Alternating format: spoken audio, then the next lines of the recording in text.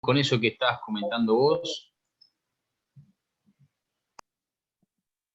¿Sobre?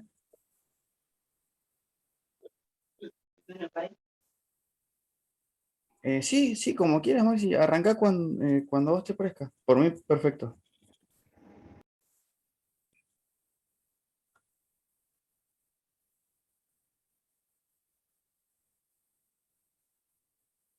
Hola, ¿se me escucha? Hola, sí, se te escucha Ever, pero no se le escucha a Maxi. Ah, Así perfecto. se van a empezar, no se le escucha nada a él. Creo que se le salió.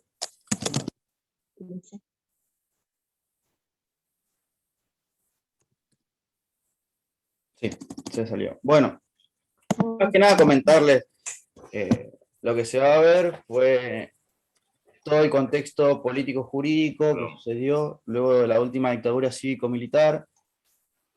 Bueno, como ya sabrán la mayoría, fue un periodo de gobierno durante la violación de derechos humanos, se dio constantemente. La mención a Rodolfo Walsh no viene sin ningún sentido, sino que Rodolfo Walsh fue víctima de la última dictadura militar, fue desaparecido al cumplirse un año de la dictadura cívico-militar, precisamente al otro día de cumplirse un año, cuando él estaba distribuyendo la carta abierta que hizo a la Junta, haciendo lo que él entendía como un balance de lo que fue el primer año de la dictadura cívico-militar. Por otro lado, como tienen que saber, después de la dictadura militar va a haber un cambio político. Durante la época de Alfonsín se van a llevar adelante los primeros juicios, se va a crear el libro Nunca Más, pero lo que tiene de particular es que después del juicio a las juntas se van a dictar la ley de punto final y obediencia debida. Bueno, después Diego va a profundizar más sobre esos puntos, pero lo que queremos es que vayan viendo cómo el tema de memoria, verdad y justicia fue sufriendo cambios durante toda la historia. Es como un constante avance y retroceso hasta la llegada del 2003, donde se pudieron empezar a llevar adelante los juicios a las juntas. En el 2006, como les mandamos a leer a principio de curso, se cambia el prólogo de Nunca Más, eliminando la teoría de los dos demonios. El prólogo que se había hecho durante el gobierno de Alfonsín establecía que había sido una guerra entre dos grupos, cosa que no fue así porque uno de los dos bandos era el Estado, y como Estado era garante de los derechos humanos, por lo cual no era una lucha entre fuerzas iguales. Por varios motivos, la cantidad de recursos, la organización, como pudieron ver en el prólogo de Nunca Más, se elimina la teoría de los dos demonios, estableciendo que claramente no había una igualdad de fuerzas entre los dos bandos. Que nunca existieron dos bandos, en realidad era el Estado contra las personas que vivían en su Estado. Aparte, tengan en cuenta que no podemos hablar de que fue un terrorismo de Estado, siendo que dentro de las personas desaparecidas había gente de 16 años, 15 años, gente que participaba en organizaciones estudiantiles, lo cual sería ilógico pensar que estamos hablando de un terrorismo por parte de la gente que no compartía los ideales que establecían en aquellas épocas la dictadura. Diego, ¿pudiste entrar? Sí, estás. Sí. Ahí estás. Sí, genial, pero seguí, dale. No, Si me no, esperan. te dejo, Bueno, te dejo. sí. Es que quiero ir al baño, porque vengo de otra clase, entonces. Vale, perfecto, dale. Sigo. Maxi, ¿pudiste entrar? Yo Ever te dije, arranquemos y me fui. Sí, se te cortó. Ever, Sí.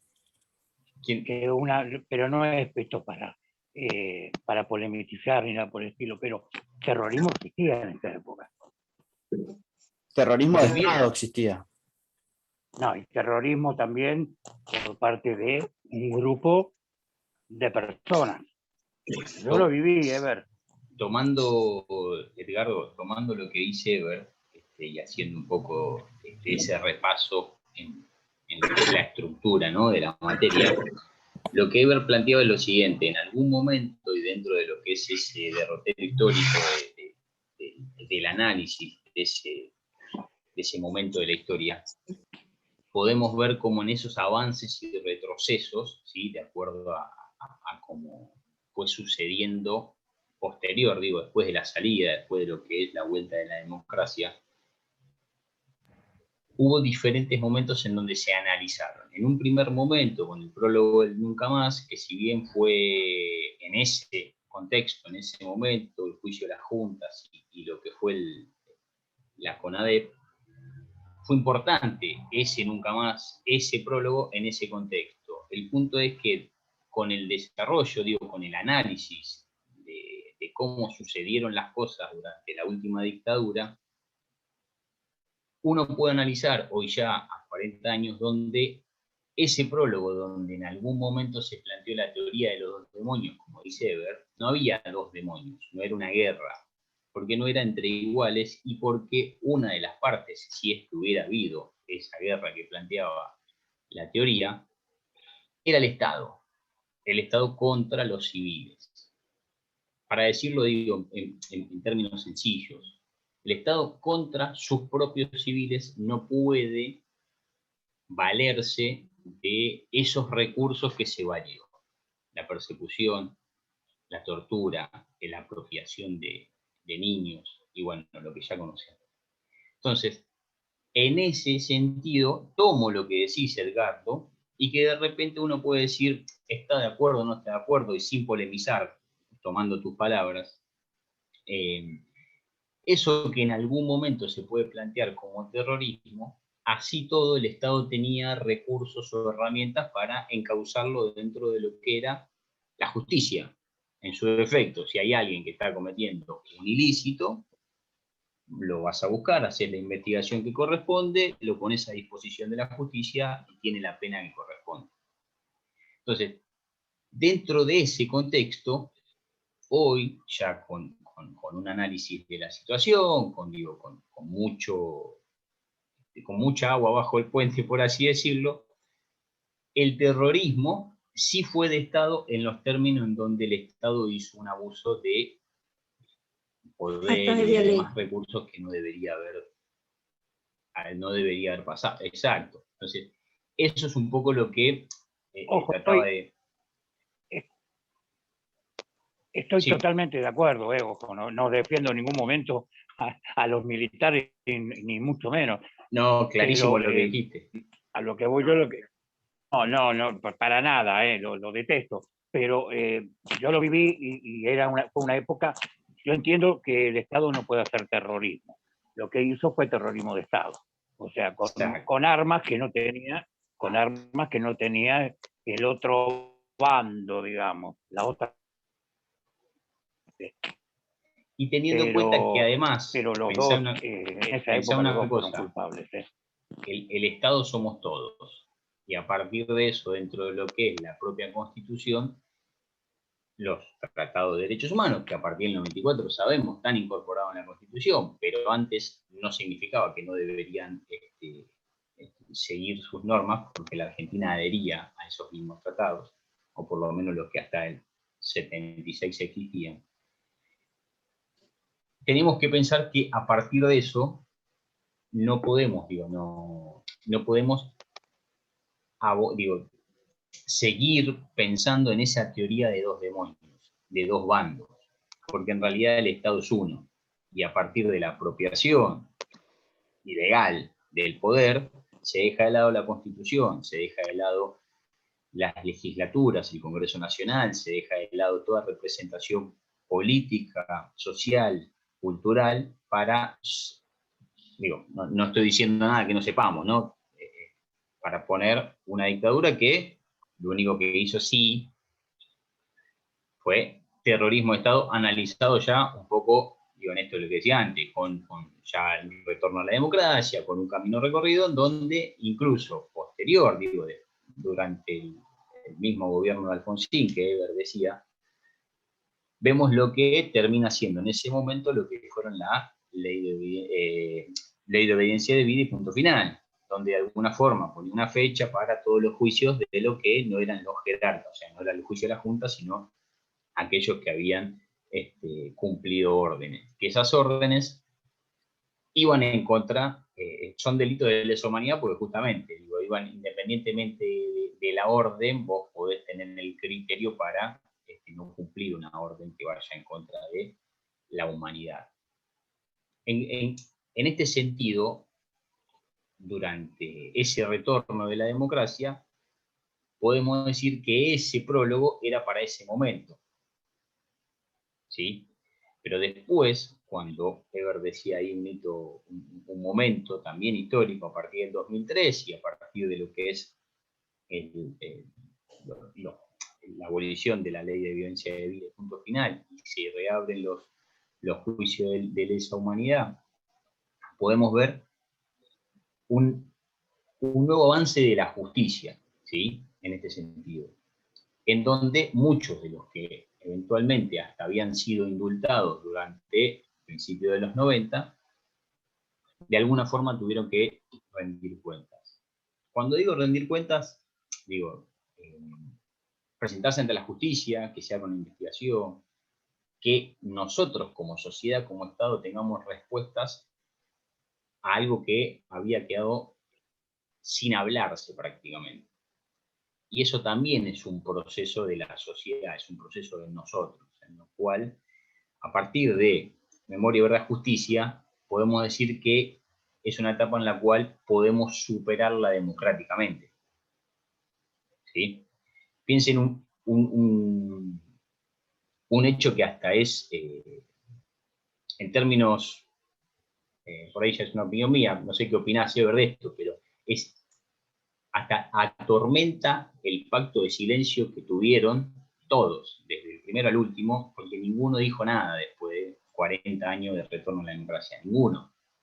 Para encontrarse los cuerpos desaparecidos, para encontrarse los nietos e hijos que durante 40 años alguno podría haber dicho algo, alguno podría haber tenido algún tipo de remordimiento, no pasó.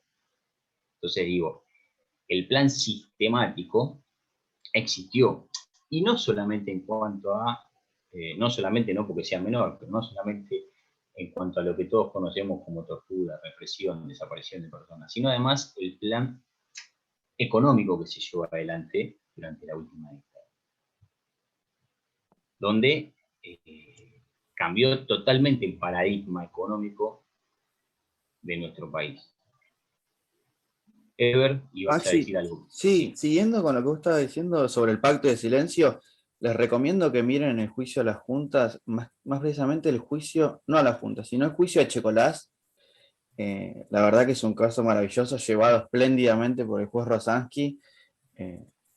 Al final de la sentencia, Echecolás les mira al tribunal y les dice que Dios los perdone por el error que están cometiendo, siguiendo con el pacto de silencio que estabas nombrando. Y por otro lado, Edgardo, lo entiendo porque es mucho más fácil comprender la situación desde mi punto de vista, porque yo no lo viví, nací en una época donde ya estaba mucho más analizado, y segundo, cuando nos referimos a la última dictadura militar, nos referimos a la última dictadura cívico-militar. Por lo tanto, había una gran campaña por parte de los medios en cuanto a crear constantemente esta situación de dos bandos que estaban en conflicto. Para un caso más preciso, les comento, en Avellaneda hay una fábrica que nosotros llevamos adelante una investigación ahí, en la cual nosotros miramos los recortes periodísticos de un diario que no voy a nombrar, el cual decía que habían combatido policías contra un grupo de 5 personas y los habían abatido. Entrevistamos a una persona que quería darnos la declaración del testimonio, en la cual la persona esta nos contaba que vivía ahí hace muchísimos años y que esa noche había visto cómo bajaban a esos 5 chicos del patrullero, los fusilaron y luego les pusieron las armas en las manos. Así que dense una idea, en los noticieros salían, en los diarios salían esa información completamente transgiversada, por eso decimos que fue una dictadura completamente cívico-militar, Ni más ni menos, Ever, la apropiación del papel prensa, también, otros ejemplos claros. Sí, discúlpame, Ever, te escuchaba a la noche, se escuchaba, vi cerca de la cancha de Racing Independiente. Escuchaba a la noche cómo trataban, inclusive hasta los niños, estaban las marcas en paredes, cómo metían gente y después la tiraban, no sé por dónde, pero ahí el paredón de Racing, más gente. claro, sí, sí. Sí, sí. Diego, Yo también tuve la experiencia de haber vivido y tendría 7 años. Y recuerdo un fin de año que estábamos con mi mamá en Camino General Belgrano y Onsari, y había, me acuerdo, mesas que vendían pan dulces y todos elementos para las fiestas. Yo era chiquita, salimos corriendo porque en ese momento vivía en el barrio de La Carne, y bueno, y se armó en el medio de la nada ametralladoras de abajo de todas las mesas de la gente que vendía, que no sé de qué lado, quiénes eran, pero me acuerdo cuando hicieron el ingreso Al viejo al Viejo Bueno, fue y un que en ese 24 momento el de, un barrio 24 recién de, empezaba, porque fue 74, 75, y pasaban chicos jóvenes con ametralladoras gigantes y militares, y bueno, y había un descampado, pero que los mataron a mansalva, pero eran de los dos lados, una locura, y me acuerdo que los miraba detrás de una ventana. inclusive eran 2 micros que iban con pan dulces atrás, porque yo los vi, porque estaba esperando el colectivo, tenía 17 años, y atacaron el Viejo Bueno y lo estaban esperando los militares porque había habido una batida, entonces los estaban esperando y los mataron a todos. Eran más o menos unos 40, 50 personas que iban a ocupar el Viejo Bueno, que era un regimiento militar en ese momento. Sí, una experiencia que no me la puedo olvidar, porque me acuerdo que pasaban con armas que yo los miraba por la ventana, y que los comerciantes en ese momento de Lanús permitían que la gente, que entráramos. Y bueno, me acuerdo que nos hicieron acostar abajo de unos colchones de una casa que vendía colchones. Un desastre, un desastre.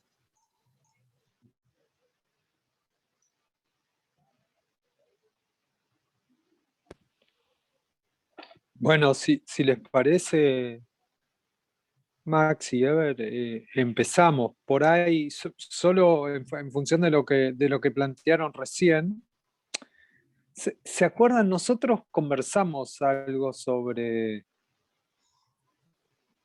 el contexto de graves violaciones o crímenes de lesa humanidad durante la dictadura. ¿Se acuerdan cuando vimos un poco lo de Aren y un poco qué pasaba acá más en Argentina, ¿no? Ahí tuvimos la oportunidad por ahí de hacer una bajada con relación a eso. Pero lo que plantean Max y Ever del material para conversar hoy tiene que ver con el proceso más legal que se tuvo que diseñar para definir, bueno, cómo se hace un mecanismo de rendición de cuentas, usando la palabra de Maxi, sobre los crímenes de lesa humanidad. Un mecanismo de rendición de cuentas cuando los militares que formaban parte del gobierno hasta ese entonces deciden dejar el gobierno a partir de la derrota en la guerra de Malvinas, a partir de la crisis económica galopante, pero no entregan las armas. Son fuerzas armadas que regresan a los cuarteles y un sistema democrático que llega también con cierta preocupación o con cierta presencia amenazante de la posibilidad de un nuevo golpe, ¿no? Los militares no entregaron las armas, no fue una derrota eh, en una guerra, fue una salida política. Entonces, bueno, ¿cómo se logra un proceso de rendición de cuentas que de alguna manera pusiera en la mesa los crímenes aberrantes que había dejado el gobierno dictatorial, ¿no? Un gobierno que vuelve a los cuarteles, ¿no? Yo, bueno, por ahí, algunos de ustedes por ahí recuerdan ese momento. También tenía pocos años, no puedo tener como la magnitud o no tenía la capacidad de reflexión política de ese entonces, ¿no? Pero las campañas electorales también tenían como un componente importante acerca de, bueno, qué hacer con los crímenes de lesa humanidad, ¿no? O qué hacer con el interrogante que ustedes se planteaban, ¿no? Que decía Maxi sobre, bueno, ¿cuál es el destino de los desaparecidos, ¿no? ¿Cuál es el lugar donde han sido asesinados? ¿Dónde puedo llevar una flor, ¿no? Eh, Lamentablemente, los familiares de las víctimas tenían alguna esperanza, pero también sabían que sus familiares estaban muertos, ¿no? Eso es muy, muy, eh, muy grave en términos de impacto que tienen los procesos de duelo, a partir de un dato que para nosotros, más sociedades occidentales, bueno, guiamos como todo nuestro actuar, ¿no? Que tiene que ver con el cuerpo, con la posibilidad de enterrar el cuerpo, ¿no? De celebrar, por decirlo en términos más coloquiales, bueno, la partida de alguien, ¿no? A partir de un dato certero que es que esa persona deja de estar con nosotros, ¿no? Entonces, nada, todo eso era parte también de la campaña política, de la discusión, ¿no? Entonces, imagínense, nos vamos a introducir por ahí en un proceso que necesitaba mucha argumentación jurídica. Digo, era una cuestión política, por supuesto, pero necesitaba mucho trabajo jurídico, necesitaba mucho diseño normativo, ¿no? Había que evitar, por un lado, que sucediera un nuevo golpe de Estado, pero a la vez había que darle respuesta a los familiares, ¿no? No había posibilidad de que Argentina saliera de esa dictadura ocultando lo que había pasado, ¿no? Con los crímenes de lesa humanidad, ¿no?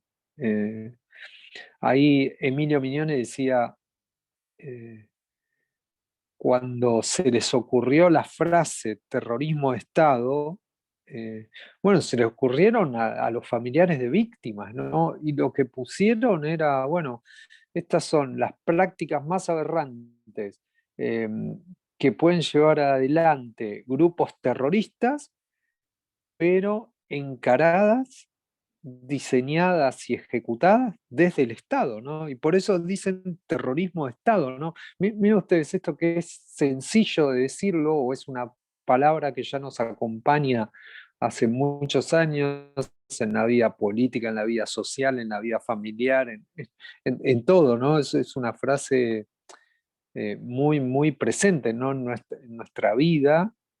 Bueno, tiene un origen, ¿no?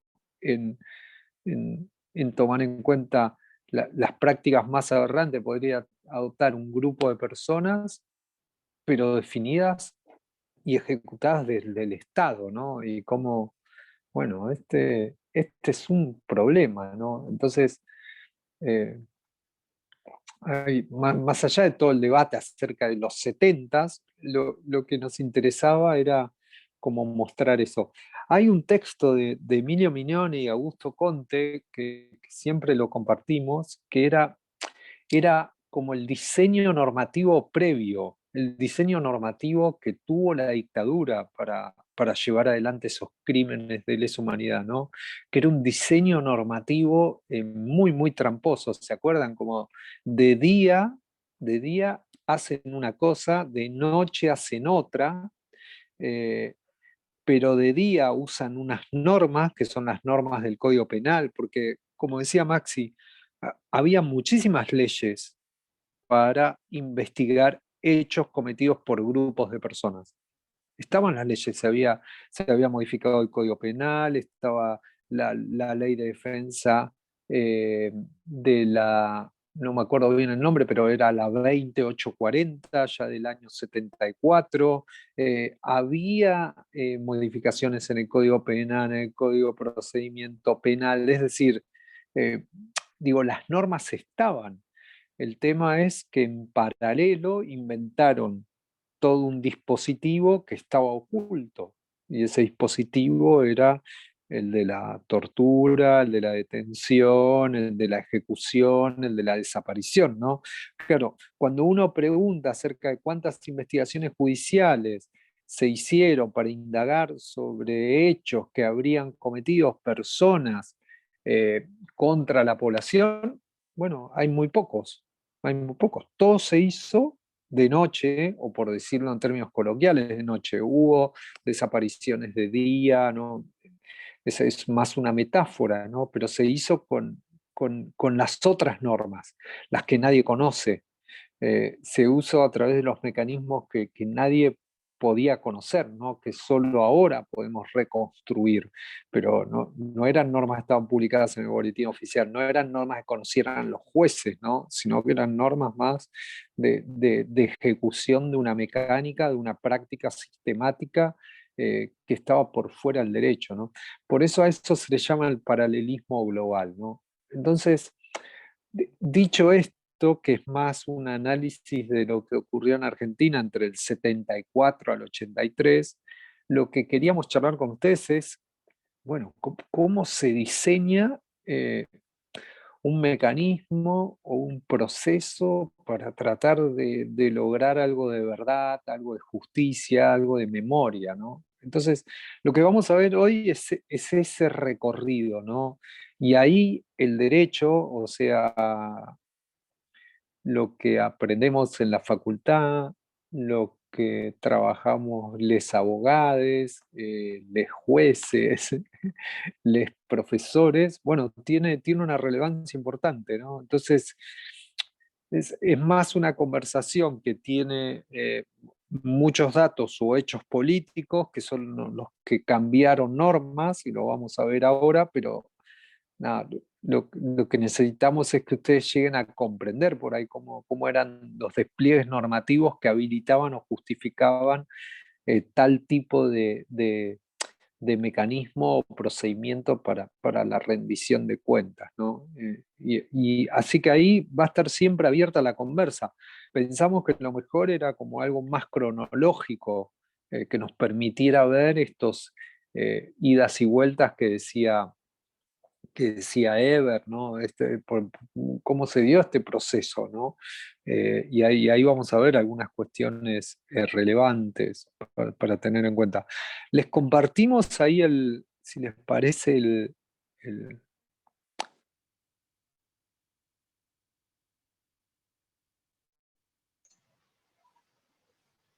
el documento. Acá está, ahí está. Ahí está. Se ve, ¿no? Sí, Diego. Buenísimo. Che, hay un primer momento que es algo que antes de irse, la dictadura deja. Bueno, antes de irnos, nosotros vamos a definir un par de cosas, ¿no? Entre las cuestiones que definieron era una ley de autoamnistía, ¿no? Ahí está, 1983, ley de autoamnistía. Extinguió las acciones penales contra todos los responsables por los delitos cometidos durante el transcurso de la dictadura militar.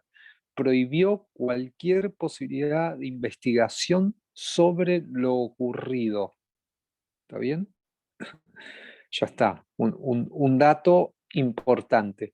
El año anterior, en 1982, había existido una ley que declaraba en términos jurídicos que todas aquellas personas que estaban en situación de desaparición forzada se las va a presumir muertas. Punto. O sea, no me pregunten dónde está su hijo está muerto. Y ahí usted tiene el título para iniciar una sucesión, para iniciar un reconocimiento paterno, lo que sea, ¿no? Entonces, miren ustedes, lo que trató de hacer la dictadura es, por un lado, reconocer que todas las personas que estaban en situación de desaparición forzada estaban muertas, y por otro, decir, no haber ninguna investigación penal sobre nosotros. ¿Sí? ¿Queda claro eso? Ese es un primer punto interesante. En 1983, ni bien asume Alfonsín, hay una ley que se llama derogación de la autoamnistía y ordena el enjuiciamiento a los 9 jerarcas de las 3 juntas militares, ¿no? Entonces, claro, hay una pregunta jurídica que apareció y que se discutió, es si la ley dictada por la dictadura era inconstitucional. Bueno, ¿cómo juega ahí la discusión sobre ley penal más benigna, ¿no? Ustedes saben que la Constitución establece el derecho que tenemos todos nosotros de que si en el transcurso del hecho y la condena, o incluso la ejecución de la condena, hay una ley que me beneficia a mí como imputado, como condenado, bueno, se va a aplicar la legislación que más me beneficia, ¿no? Entonces, bueno, lo que decían los militares es, yo tengo una ley que dice que nadie me va a investigar, esa ley me beneficia, quiero aplicarla, ¿no? Bueno, y ahí Alfonsín tuvo que explicar, bueno, en el Congreso, a partir de la discusión que se llevó allí, bueno, la relevancia de considerar a esa ley como una ley nula, ¿no? Que no podía tener efecto. Pero miren ustedes la bienvenida, ¿no? La bienvenida a la democracia se daba con unas juntas militares que habían dicho que nada de lo que ocurrió podía ser investigado, ¿no? En 1984 se modifica el Código de Justicia Militar, ¿no? A ver, eso lo pueden mirar, ¿no? Pero lo que establece el Código de Justicia Militar básicamente es la obligación que tiene la justicia militar de investigar a los militares por los crímenes de lesa humanidad, y lo que aparece ahí también dentro de esa modificación es la vocación, es decir, la posibilidad de que un tribunal civil, no militar, pudiera abocarse al estudio de las investigaciones y pudiera también determinar la pena ante la falta de activismo de la propia justicia militar. ¿Qué pasó? Bueno, estos ya saben la respuesta, ¿no? O ya sabemos la conclusión. Efectivamente, por más que resulte obvio, podemos decirlo, la justicia militar no investigó, y la Cámara Federal, que era la autoridad que aparecía en la ley de reforma del Código de Justicia Militar, es la que se tuvo que abocar al estudio, a la investigación y a la determinación de sanciones penales contra los 9 integrantes de las juntas militares. ¿Hasta ahí me siguen? ¿Vamos bien? O sea, ahí parecen hechos relativamente no sencillos, pero sí fácil de entender, ¿no? La dictadura se va y antes de irse dice nadie me va a investigar, la democracia llega y el Congreso decide no, los vamos a investigar, y los mecanismos de investigación van a ser los que establece el propio Código de Justicia Militar. Ojo, si la justicia militar no investiga, la justicia civil, no civil por fuero, sino la justicia no militar, mejor dicho, va a encargarse de esa investigación, ¿no? Entonces ahí tenemos lo que es esto que contaba Eber, el juicio a las juntas, ¿no? Entonces el 9 de diciembre del año 1985, la Cámara Federal condenó a las juntas militares y ordenó ampliar el universo de imputados. Ahora les voy a explicar por qué hace eso la Cámara Federal. Porque en principio, como les dije acá, lo que establece la 23040, cuando se declara la ley de autoamnistía, es el enjuiciamiento de los 9 integrantes de las 3 juntas militares, ¿no? Pareciera haber... Sí, dale. ¿Por qué se lo juzgaba solamente a los militares? Suponemos que hay involucrados también civiles, y con esta ley militar, con esta ley solamente regía a los militares, no podían condenar a los civiles. Vos te referís a jueces que hayan participado, Claro. Empresarios. Bueno, no te olvides que eso lo sabemos hoy, ¿no? Todavía no estaba en el informe de CONADEP, es después de esta ley de derogación de la ley de autoamnistía. Digo, las reglas del Código Penal seguían vigentes, con lo cual si había que investigar a alguien que no fuese militar, se podía investigar, ¿eh? No estoy diciendo que exclusivamente eran los 9 jerarcas. Lo que quiero decir es que el arreglo fue que esas 9 personas sí, seguro, iban a ser investigadas, ¿no? Claro. Como eran militares, tenían que ser investigados por la propia justicia militar. ¿Se entiende? Pasaron a retiro, como no tenían condena todavía, no se los podía echar, y ahí el gobierno de Alfonsín decidió ir por la justicia militar. ¿Me seguís hasta ahí? No había límites para también investigar, no sé, a un civil. Si había que investigar a algún militar, había que ir por el Código de Justicia Militar. Sí. Claro. Sí. Pero, ¿cuál fue el problema? ¿Cuál fue el problema? El problema es que la Cámara Federal, cuando hace el estudio en ese expediente, cuáles eran las responsabilidades de esos 9 jerarcas, lo que descubre es que el tema no se limita a ellos solos, ¿no? Lo que descubre es que no había 9 personas que fueron los culpables de esto. De hecho, ¿se acuerdan? Ahí se construye esto, por ahí lo ven en penal, ¿no, Ever? Se construye ahí la responsabilidad penal por un concepto alemán que se llama de autoría mediata, ¿no? Y después la Corte Suprema eso lo modifica y establece que fueron como... que tienen una coautoría, pero la idea es responsabilizar a esas 9 personas de ejecuciones, torturas, detenciones ilegales, sin que ninguna de esas personas haya cometido ninguno de esos hechos en términos físicos y presenciales. Pero bueno, lo hicieron otras en nombre de ellos, ¿no? Sería por simplificar muchísimo, ¿no? Lo que es la autoría de la... Sí, no, ahora vamos a ver, eso es otra cosa, pero ahora vamos a verlo un poco más a eso. Pero es un fallo muy importante de la Cámara Federal en términos del establecimiento de responsabilidades de los 9 jefes. No se olviden a todo esto que hasta ese momento nunca había sucedido algo así en la historia política argentina. Tuvimos muchas dictaduras militares, muchas dictaduras militares llevaban adelante graves violaciones a los derechos humanos y nunca se había dado una respuesta de esta manera. De hecho, no lo tengo tan presente ahora, pero es un caso inédito en el mundo en términos de primera vez, ¿no? No hay o no había en el mundo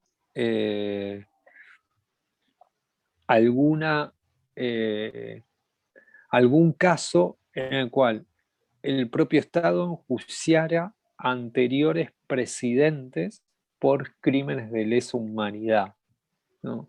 Eso en general se resolvía con arreglos políticos. Entonces, había mucha mirada sobre este proceso puesta en Argentina. No se olviden que Uruguay seguía teniendo dictadura, Brasil seguía teniendo dictadura, Chile seguía teniendo dictadura, Perú seguía teniendo dictadura, creo que Bolivia había terminado en el 82, es decir, solo Paraguay tenía una dictadura, la de Stroessner, ¿no? Era, digo, cuesta creerlo, ¿no? Pero hace 40 años, digo, estábamos rodeados de gobiernos totalitarios, ¿no? Definidos y guiados por autoridades militares, digo, ¿no? Digo, para comprender a veces los jóvenes que somos, ¿no? En términos de democracia. Somos una democracia muy joven, ¿no? Más allá de la Revolución de Mayo, la Declaración de Independencia, la Constitución de 1853, hasta 1983 era recurrente la presencia de gobiernos militares, desde 1930. Y antes de 1930, recién en 1916 se pudo votar, y recién las mujeres pudieron votar en el 49, ¿no? Entonces, bueno, nada, es muy reciente, ¿no? Esto.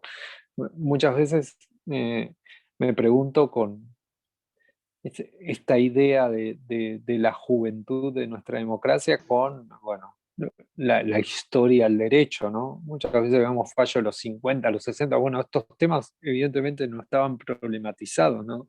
Que existieran dictaduras, que existieran la posibilidad de interrupción de procesos democráticos por golpes de Estado, ¿no? Entonces, pero miren ustedes lo que dice acá, ahí voy a agrandar un poco, esto lo sacamos del texto original de la sentencia, ¿no? Por eso está medio borroneado, está en la propia página de la Corte, hay un documento con esta sentencia, ¿no? Y entonces dice, la Cámara Federal dice, disponiendo el cumplimiento del deber legal de denunciar, o sea, teniendo en cuenta que nosotros como jueces tenemos obligación de denunciar, bien así decidimos se ponga en conocimiento del Consejo Supremo de las Fuerzas Armadas, o sea, mandárselo a la justicia militar, el contenido de esta sentencia y cuantas piezas de la causa sean pertinentes a los efectos del enjuiciamiento de los oficiales superiores. 1. Que ocuparon los comandos de zona y subzona de defensa durante la lucha contra la subversión. ¿Sí? Todos los oficiales superiores que ocuparon comandos de zona y subzona de defensa.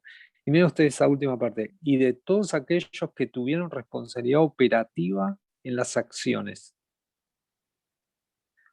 Claro, ya no va a ser una justicia que investiga o se pregunta por la responsabilidad de 9 tipos que eran los jefes de las Fuerzas Armadas. Ahora la justicia, después de todo lo que escuchó en el juicio de las juntas, después de todo lo que vio, después de todo lo que analizó, quiere preguntarles a otras personas. ¿Juntó información o va a juntar información sobre otras personas? Y precisamente todas esas otras personas son oficiales que estaban en funciones. Eran suboficiales que estaban en funciones. Eran personas que tenían posiciones incluso jerárquicas dentro del ejército, ¿no? Miren ustedes, lo que parecía un arreglo político de, bueno, avancemos con los jefes supremos, de repente la justicia dijo, no, pero acá, ¿se acuerdan? En el juicio de las juntas relevaron alrededor de 636 casos a modo de muestra, ¿no? Eligieron los casos donde tenían mayores elementos de prueba de que hubiese existido un homicidio, ¿no? Hay casos de personas que están en situación de desaparición forzada, pero como el Código Penal no tenía la figura de la desaparición forzada, recién esa figura se incorpora mucho más adelante en la vida jurídica nuestra. Lo que había que investigar era, bueno, cómo se prueba un asesinato si no tenemos el cuerpo, ¿no? Entonces, lo que había que probar eran las detenciones ilegítimas de personas, más allá de que no sepamos si fueron asesinadas o cómo fueron asesinadas, lo que sí puedo comprobar es que esa persona fue detenida, fue torturada. Eso ya implica una acusación muy fuerte, ¿no? Más allá de no pudiesen acusar en todos los casos por el homicidio, sí se podía acusar por estos delitos que les mencioné. Pero claro, ahora lo que está diciendo la propia Cámara Federal, la justicia civil no militar, es, ojo, ahora vamos a ir a juntar información o tenemos información sobre muchos de los oficiales que están en funciones, ¿no? Ese era el dato. Ese era el dato relevante que me parecía relevante que ustedes tuvieran en cuenta. Hasta que 1986, esto es fines del 85, 1986, aparece esta idea de establecer una ley de punto final. Era tal la incertidumbre que las Fuerzas Armadas generaron un reclamo al Ejecutivo de ese entonces para lograr algún tipo de certeza acerca de hasta cuándo los integrantes de las Fuerzas Armadas iban a estar bajo sospecha, por decirlo en términos genéricos, ¿no? Entonces, lo que hace la ley de punto final 23492 es identificar un marco temporal de la persecución, ¿sí? Este es el dato, ¿no? Este es el dato que me parece importante. Miren este artículo 1.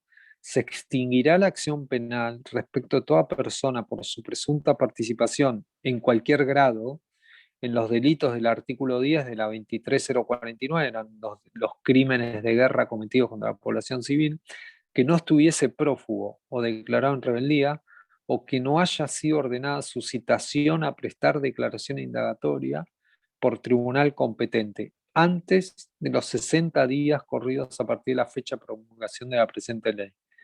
En las mismas condiciones se extinguirá la acción penal contra toda persona que hubiese cometido delitos vinculados en instalación de formas violentas de acción política hasta el 10 de diciembre del 83. Claro, 24 de diciembre del 86. 60 días se cierra todo, ¿no? Entonces, toda aquella persona que no hubiese sido acusada, ¿no? Toda persona a la cual no se la haya citado en función de información que se haya copiado en su contra, ya no se la podía investigar más. ¿Sí? ¿Qué se les ocurre que pudo haber pasado acá?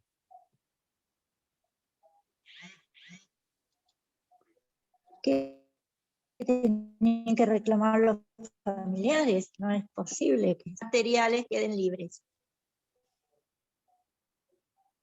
¿Pero qué pasó? Pero, bueno, hubo la ley de obediencia debida y punto final. No, bueno, ahora estamos con la de punto final. Sí. No llegamos todavía en términos cronológicos. ¿Se acuerdan que dijimos que íbamos a ir por cronología? Sí, sí. Profe, ¿no fue considerado de lesa humanidad esos crímenes? ¿O me estoy equivocando? Más adelante. Nos faltan todavía como 15 años para llegar a eso. 20 años exactamente. 83. Para que... No, estábamos en 86 y estos 86. hechos fueron declarados crímenes de lesa humanidad por la Corte Suprema en 2005. Wow. Fue el tratamiento de la Fuerza Armada. ¿Cómo? No fue tratamiento en la época de Alfonsín, de las Fuerzas Armadas, no. No, ¿saben lo que pasó? La toma de la tablada.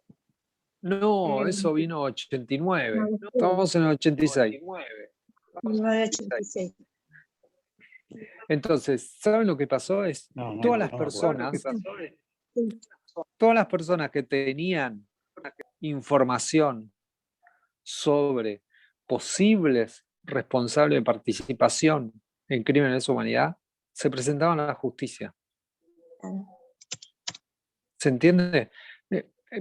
Para que se den una idea, lo que estaba estableciendo esta norma es, si dentro de 60 días, que incluía enero y febrero, enero, como saben, es feria judicial, por lo tanto, quedaban pocos días de febrero, ¿no? Si en 60 días estos funcionarios militares, sobre los cuales se sospecha pudieron haber participado, no se los acusa formalmente, no se los cita indagatoria, no se los puede volver a citar nunca más. Claro. ¿Se entiende? Este era el arreglo. Y miren acá esta nota explicativa que encontré que me parecía interesante. Es una creencia relativamente extendida que el nombre punto final con el que se conoció a la ley de 1986 respondía al plazo perentorio que ella establecía. En realidad, el sintagma punto final ya había sido utilizado como un lenguaje común para organizar las discusiones suscitadas durante 1985, mientras todavía transcurría el juicio de las juntas. Discusiones en las que la idea de un punto final se asociaba directamente a la promulgación de una amnistía por las violaciones a los derechos humanos, que se temía que estuviera por entonces en el tintero del despacho presidencial, y que la ley de obediencia debida, sancionada 5 meses más tarde, pondría en la práctica sobre tablas. De este modo, y en perspectiva, el proyecto de caducidad de la acción penal representaba más bien un punto suspensivo, un ensayo cuyo trasfondo depositaba la esperanza oficial en su presunta doble ventaja frente a la obediencia debida. Por un lado, presumía suspender al menos en parte el costo político y público de legislar la impunidad. Es decir, Alfonsín no estaba dispuesto todavía a una ley de audiencia debida. ¿Sí? ¿Sí? Por otro, procuraba prevenir los problemas de una amnistía selectiva. ¿Sí? Podía suponer en términos del sistema político y a partir de allí las eventuales repercusiones que suscitaría en el campo judicial. En esta dirección, el mensaje presidencial de presentación del proyecto de caducidad al Parlamento proponía que éste se fundaba en el objetivo de una aceleración de los tiempos para la política de juzgamientos que ya se venía realizando y no de su atenuación, política sobre la cual el juicio de la Junta, en opinión del presidente, constituía un ejemplo más virtuoso, ¿no? Y entonces acá está la transcripción, le pusimos la transcripción del mensaje que hace el presidente al Congreso. Pero claro, lo que sucedió fue totalmente lo inverso. No se aceleró el proceso judicial para darle tranquilidad a los militares, sino que lo que ocurrió es que se aceleró el proceso judicial, pero para dar también respuesta a las víctimas, que sabían que si la justicia no avanzaba, esos funcionarios militares no iban nunca más a ser juzgados. Claro. ¿Se entiende? Entonces, Familiares de las víctimas. así es. Entonces, ¿qué pasó? En realidad, en vez de generar una descongestión del tema por el tratamiento más rápido de los casos, lo que generó fue una congestión del sistema por el tratamiento más rápido de los casos, pero ampliándolos. ¿Se entiende? En vez de tener 100 personas citadas indagatorias, ¿sí? Para el mes de febrero, para fines de febrero, la justicia citó alrededor de casi 2000 y pico de personas. O sea, lo que se pensaba que iba a ser algo que trajera alivio al sector militar, lo que trajo fue mayor tensión sobre el sector militar, ¿no? Este es el tema tan tan problemático, ¿no? Entonces acá aparece, 300 procesamientos de oficiales de altos mandos. 1987, 23 de febrero. O sea, la ley, ¿se acuerdan? Es de 1986, 24 de diciembre, y dice que termina dentro de 60 días. ¿Sí? O sea, en febrero del 87. Claro. Y acá en el Empezaron las marchas. 87, más de 300 procesamientos de oficiales de altos mandos. En enero de 1987, esta decisión derivó en una gran cantidad de denuncias presentadas por familiares desaparecidos y sobrevivientes contra los genocidas. El 23 de febrero, esta es una nota periodística, ¿no?, de ese año, de ese mismo año, fue el último día para la presentación de cargos.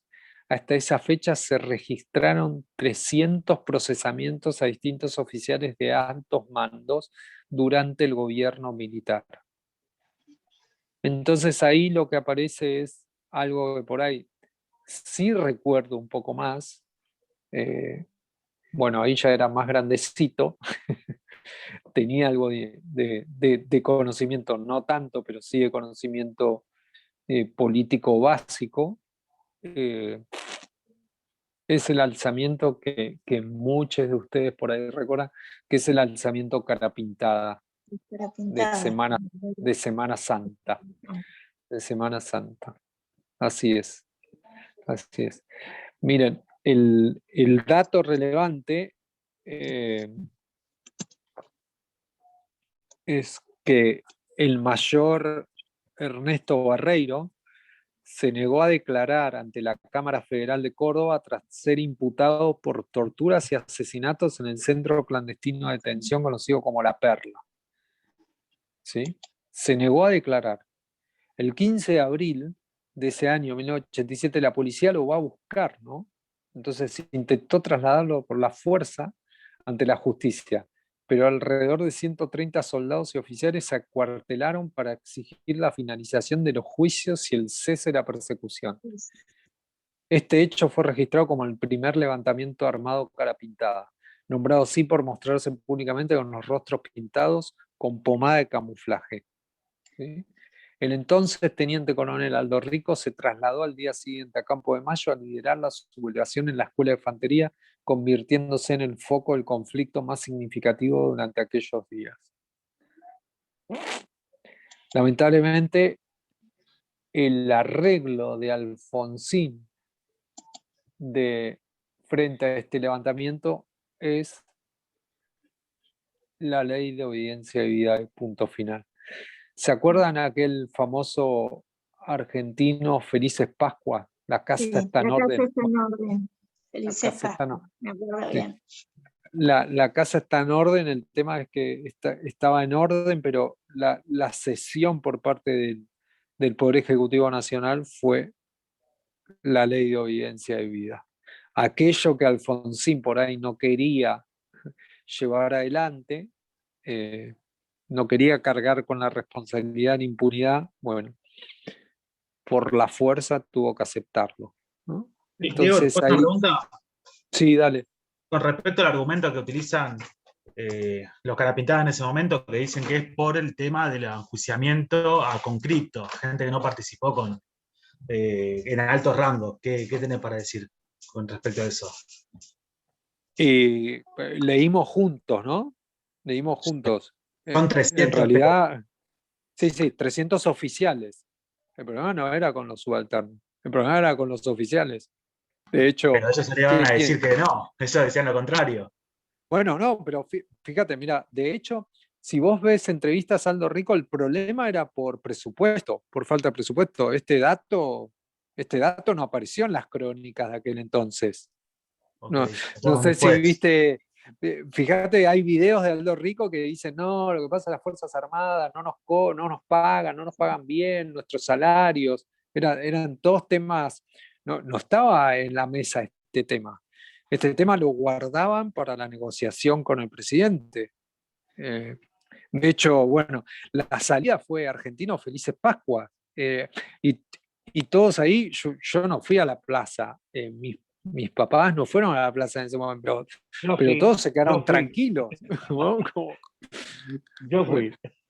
Bueno, Edgardo, y qué sé yo, ¿vos qué sentiste? Sentiste alivio, ¿no? En ese momento, imagino. Sí, sí, más vale. Se estaba esperando eso, se estaba esperando que rindan, que se rindan y Claro, bueno. claro, pero el costo, el rendimiento fue muy, muy alto para la sociedad también. No fue un costo menor, ¿no? Pero lo que quería decirte es que no estaba en la mesa la cuestión de los subalternos, los soldados, ¿no? Digo, la mesa estaba la cuestión de los oficiales.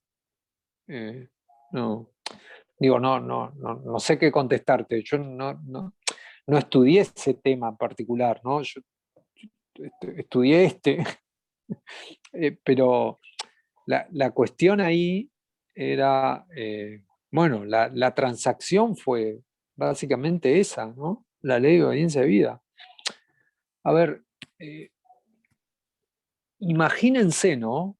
Yo digo, no estamos acá para hacer un juicio de valor de si lo que hizo Alfonsín está bien o está mal. ¿Cuándo terminó la dictadura? Fines del 83. ¿Cuándo es el levantamiento cara pintada? Mediados del 87. ¿Habían pasado cuánto? 3 años. 3 años. 4, sí, 4 años. 4 con suerte, ¿no? Pero, porque 83 es diciembre de 83, 84, 85, 86,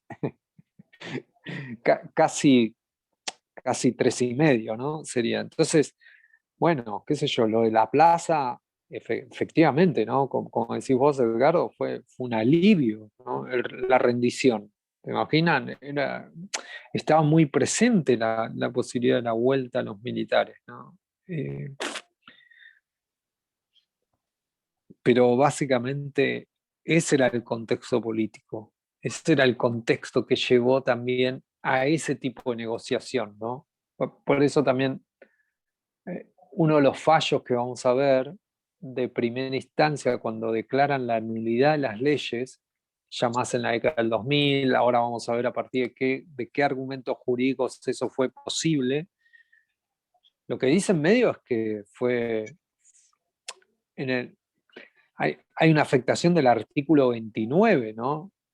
Donde Alfonsín, sobre la base de presiones, de presión en el sector militar, de alguna manera invade competencias que son propias del Poder Judicial, ¿no? Esa es la gran discusión jurídica detrás de la ley de obediencia de vida y vamos a ver ahora cómo lo resuelve la Corte Suprema, ¿no? Pero miren, lo que dice la ley de obediencia de vida, está bien, se explica el nombre o el título más fácil que la ley de punto final, pero lo que dice es que se presume, sin admitir prueba en contrario, que quienes a la fecha de la comisión del hecho se refiere a los hechos de la última dictadura, ¿no? Los crímenes de su humanidad, revistaban como oficiales jefes, oficiales subalternos, oficiales, suboficiales y personal de tropa, las Fuerzas Armadas, de seguridad, policiales y penitenciarias, no son punibles por los delitos a los que se refiere el artículo 10 de la 23049, por haber obrado en virtud de obediencia de vida. Claro. O sea, todos casi, ¿no? Todos quedaban cubiertos o alcanzados por esta ley. Todos tenían la misma justificación. Lo hice porque me lo ordenó, porque me lo ordenaron. Videla, Macera, lo hice porque me lo pidió otro, ¿no? Esa era la explicación. Ese era el dato, ¿no? Y ahí les copiamos, bueno, los artículos para que vieran también cómo se aplicaba esto, ¿no? La presente ley, por ejemplo, el 3, porque acá el dato importante también es, se presume sin admitir prueba en contrario, ¿no?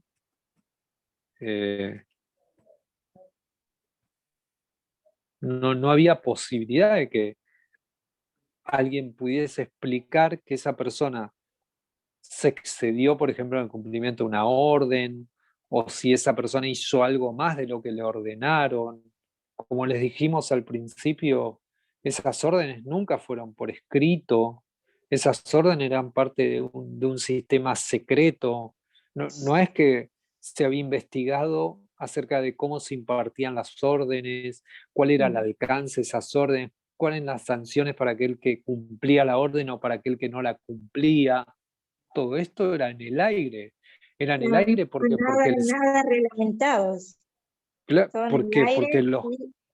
porque los crímenes no Claro. estaban reglamentados, al menos en términos visibles, en términos que los jueces pudiesen estudiar, ¿no?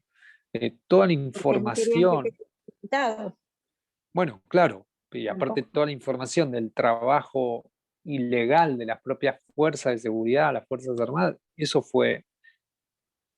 está o estuvo o estaba, pero eso no fue recuperado, ¿no? Se recuperaron algunos elementos, algunos manuales, algunos protocolos de procedimiento, pero las órdenes en sí no se recuperaron, ¿no? Y acá era los jueces, la ley se aplicará de oficio.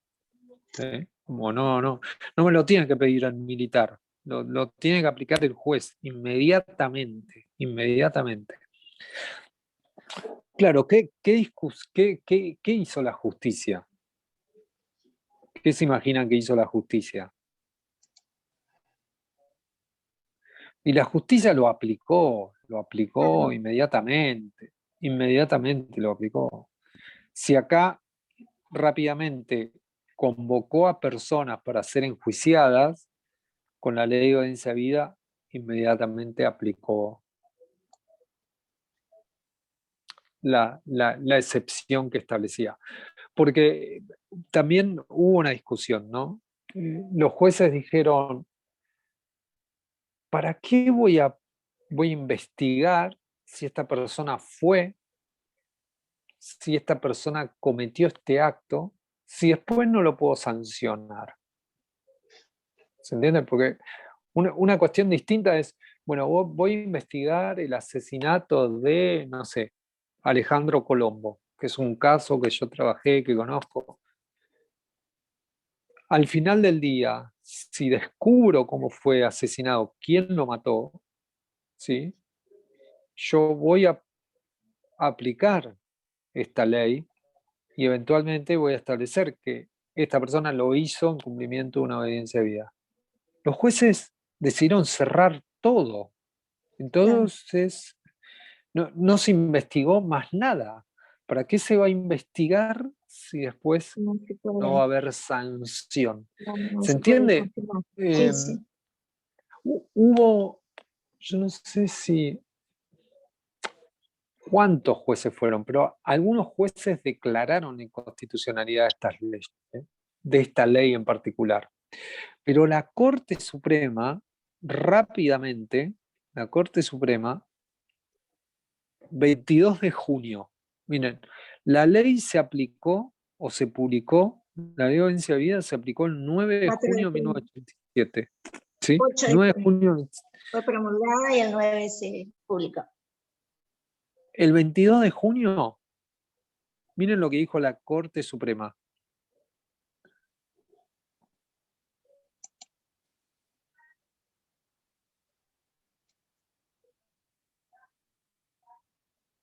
¿Alguien quiere leer? ¿Llegan a leer o no? Yo digo para cambiar el coro. Sí. Chiquita la letra. Sí, se lee bien. Bueno, por lo menos yo lo leo bien. ¿Y te animás a leer? Dale, a ver. Esto es un fallo de la Corte de 1987. Que el legislador tiene amplias potestades en cuanto a introducir cambios en las leyes, ya que la modificación de estas no da lugar a cuestiones constitucionales algunas, ni bien existe derechos adquiridos a la simple inalterabilidad de las normas. Fallo 256, 235, 259, 432, etc. Sin perjuicio de las situaciones que se hubieran creado al amparo de estas que puedan merecer la protección constitucional directa como derecho fundamental. En consecuencia, el Poder Legislativo puede válidamente, como lo hace en el artículo 10 de la Ley 23.521, establecer la no punición de determinados hechos delictivos, como ocurre precisamente con los delitos para los cuales crea exención de pena en virtud de considerar prevaleciente una condición negativa de punibilidad. Por ejemplo, artículos 185, 232, 279 del Código Penal, fundada en la relación del autor con el hecho. Y esto es así porque le está atribuido declarar la criminalidad de los actos, discriminar otros e imponer o suprimir penas, fallos, números, bla, bla, bla, bla, bla, como consecuencia de la facultad que le otorga la ley fundamental de dictar, entre otros, el Código Penal, artículo 67, inciso 11, de la Constitución Nacional. Bien. ¿Qué les pareció? Corte Suprema dice que la ley de obediencia de vida está bien. Está todo bien, obsecuente. Es perfectamente constitucional, ¿no? Es perfectamente constitucional. Y el argumento es el de las facultades del Congreso. Como el Congreso puede criminalizar, también puede desincriminar. ¿Se entiende? Entonces, no importa tanto la magnitud del crimen, no importa tanto si lo cometieron los militares. Así como yo digo que algo está mal, también puedo decir que algo no está tan mal. Esa fue la respuesta de la Corte Suprema, aunque no lo crean. Está bien, es una Corte Suprema que en el marco del análisis de otro caso que tenía que ver con la investigación por parte de la participación de un funcionario de las Fuerzas Armadas en un hecho concreto, aprovecha e introduce este tema. ¿Para qué lo vamos a seguir investigando si a la vez vamos a después establecer que en la relación entre el hecho y el autor había algo que se interpuso entre ellos que no nos permite asignarle responsabilidad a ese autor? Ya se las determinaron a las juntas militares, pero no se la vamos a determinar al oficial que llevó a cabo o al suboficial que llevó adelante la práctica en sí. ¿Se entiende el punto? Después hay algo más, que ahí lo que dice la Corte, que son las leyes, ¿no? La importancia de la modificación Que coma, legislativa Camila. y por qué el Congreso puede establecer este tipo de decisiones que desincriminan, ¿no? 1989 y 1990. Si la estrategia de la ley de obediencia de vida estuvo centrada en que las personas que estaban siendo investigadas no se las podía investigar porque cometieron esos actos a cuenta de otros, cuando llegan los indultos de Carlos Menem, esos otros que habían sido condenados en 1985 son liberados. Claro, el panorama es un panorama bastante complicado. Es un panorama difícil, ¿no? Porque lo que hace Carlos Menem con esos indultos es, de alguna manera, dejar de lado, bueno, aquello que se había alcanzado al menos con el juicio a las juntas. Si el juicio a las juntas era un mojón dentro de las posibilidades que tuvo el Estado argentino acerca de exigirle a aquellos que cometieron los crímenes la rendición de cuentas, lo que hace el indulto es, bueno, de alguna manera dejar de lado ese mojón, ¿no? Claro, de nuevo, ¿Hay una facultad del presidente de indultar? Sí, existe esa facultad de indultar. El problema es qué ocurre cuando lo que se indultan son este tipo de hechos, ¿no? Y a todo esto, retomando algo que mencionó Maxi, seguíamos sin tener información, ¿no? Seguíamos sin saber nada como sociedad acerca de qué pasó con los desaparecidos.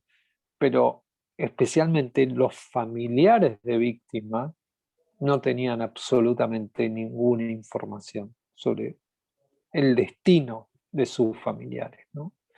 ¿Qué les pasó? ¿Dónde están? ¿Cómo fue el hecho, ¿no? ¿Quiénes son los responsables de eso, ¿no? Lamentablemente para 1990 esto estaba totalmente sepultado, ¿no? Esto estaba como totalmente debajo de la democracia, ¿no? No había ningún proceso que permitiera como poner el foco en este tema, ¿no? Y ahí yo me acuerdo, muchos dicen, por ejemplo, cómo seguir, ¿no? Cómo pensar el tema de, bueno, ¿qué hacer con los juicios? ¿Siguen los juicios? ¿No siguen los juicios? ¿Seguimos la lucha? ¿Sigue el debate con relación a qué pasa con las personas en situación de desaparición forzada? Ahí aparece algún primer detalle con una decisión de la Corte Suprema Argentina que conocen, que ya trabajaron, que es Mejián con Sofovich, ¿no? Que claro, ahí la Corte Suprema empieza a decir que los tratados internacionales tienen relevancia.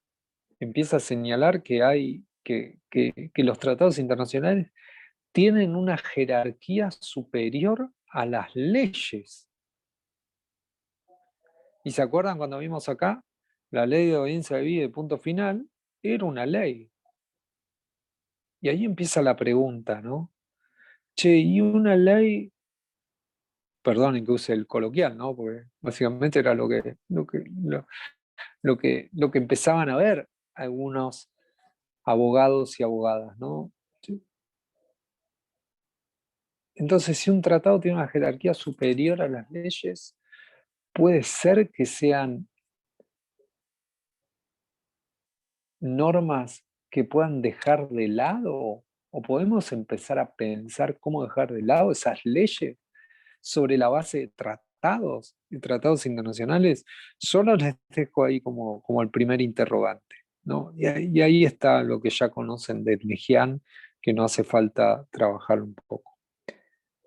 El 12 de marzo del 93, la Comisión Interamericana de Derechos Humanos dicta un informe que es el 2892.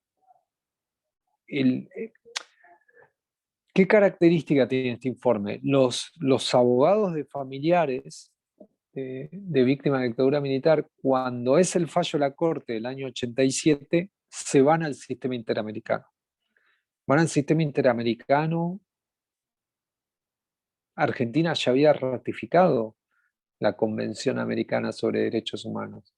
Van al sistema y plantean, mira, en Argentina no es posible presentar un recurso judicial efectivo. En Argentina no es posible que una víctima sea escuchada. ¿Por qué? Porque las leyes de obediencia debida y punto final limitaron cualquier tipo de investigación con relación a lo sucedido. Entonces ahí la Comisión Interamericana, después del caso de Mejián, también dice lo siguiente. Miren ustedes, parte resolutiva. Concluye que las leyes 23.492 de punto final y 23.521 de obediencia debida y el decreto de indulto son incompatibles con el artículo 18 de la Declaración Americana y los artículos 1, 8 y 25 de la Convención Americana. Son incompatibles, dicen. No dicen mucho más que eso. 2. Recomienda que el gobierno de Argentina otorga a los peticionarios una justa compensación por las violaciones a las que se refiere el párrafo precedente. O sea, un sistema de reparaciones, ¿no? Un sistema de reparación económica. Pero miren el 3. Recomienda al gobierno de Argentina la opción de medidas necesarias para esclarecer los hechos e individualizar a los responsables de las violaciones de derechos humanos ocurridas durante la pasada dictadura militar. Bueno, acá hay algo, ¿no? Medidas para esclarecer los hechos e individualizar a los responsables. No dice sancionar a los responsables, dice individualizar a los responsables. Pero el dato más significativo es, hay que hacer algo para esclarecer los hechos. ¿Se acuerdan cuando les dije? Claro, las investigaciones, la de Alejandro Colombo, quedaron sin investigar. ¿Para qué vamos a investigar si ya vamos a saber que esa persona no puede ser sancionada? ¿Se entiende el punto relevante de este informe del año 93? Y acá sí viene algo que conocemos todos acá, que es la reforma constitucional. Lo que Mejián dijo en un fallo, ahora,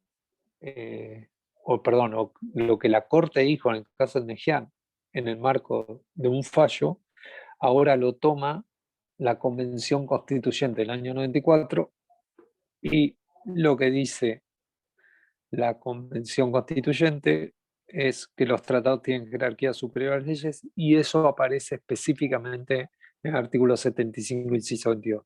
Pero sobre todo, algo que también sabemos todos acá, hay algunos tratados que tienen jerarquía constitucional.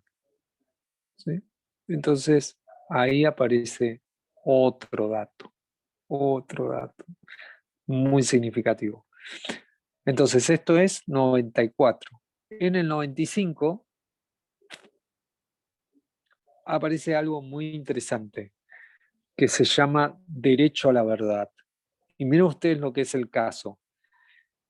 En mayo del año 95, la señora Lapacó solicitó a la Cámara Federal de Apelaciones que librara oficio a la jefatura del Estado Mayor del Ejército del Ministerio de Defensa con el objeto de que remitieran toda información que existiera en esa fuerza y en las de seguridad e inteligencia que dependieron operativamente del primer cuerpo de ejército entre los años 76 y 83 acerca del destino final sufrido por las personas detenidas desaparecidas.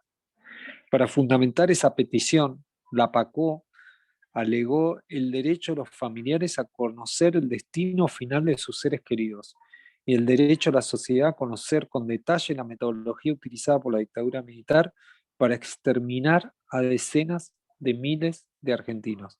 En definitiva, el derecho a la verdad. Este es un invento también medio argentino, ¿eh? No, acá no necesitamos